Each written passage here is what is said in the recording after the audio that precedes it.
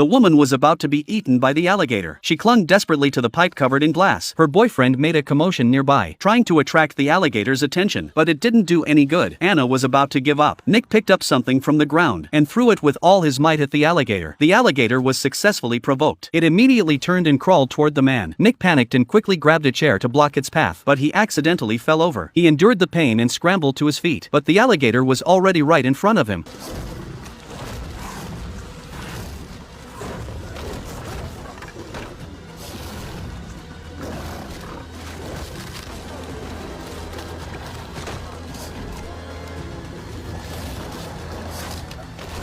Nick's fierce resistance caused the alligator to fall into the sewer. At that moment, Anna also fell heavily to the ground. The pool instantly returned to calm. All that could be heard was the sound of rain. The two of them went to the sewer opening to look inside. It was pitch black inside, and they couldn't see the bottom. Just as they were staring intently, the alligator suddenly burst out. The two immediately began repeatedly striking the alligator on the head with the manhole cover. Soon, the alligator felt the pain and pulled its head back. They quickly sealed the manhole with the cover. Then they sat on top of it, panting heavily, still seemingly unable to recover from the recent scare. Meanwhile, their friends were frantically making phone calls and had even gone to the police station. The storm raged on. The water in the pool had already risen to their feet, but they got into an argument, blaming each other. However, they soon realized the gravity of the situation and made up. Hours later, the wind and rain were still coming down hard. They tried to make tools out of whatever they had on hand, but failed. Nick angrily slapped the water's surface. Just then, Anna noticed something was wrong with the dog. It was barking wildly. She quickly called out to her boyfriend. The alligator had come to the edge of the pool.